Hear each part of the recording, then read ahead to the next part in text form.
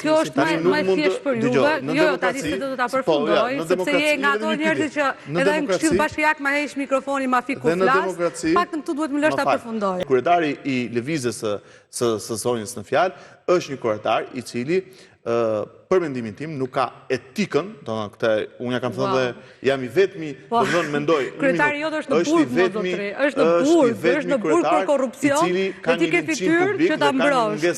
Ke fytyrë ta mbrosh një njerëz që është i korruptuar.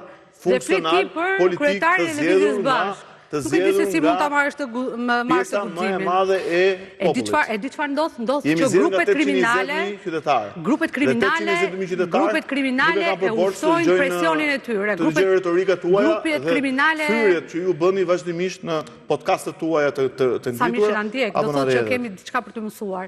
Uroj mos shohim kur njerëz si Erion Velia, pavarësisht se ne kemi, edhe unë e lidh me ato në fakt që e ka mbajtur Erion Velia në gjithë kësaj kohe edhe ka qenë garant i tij, që është kryeministri Edi Rama. Kemi një kryetar i cili është arrestuar për korrupsion, që nuk është diçka që e them unë tashmë, është akuza mbi të për shpërdorim detyre.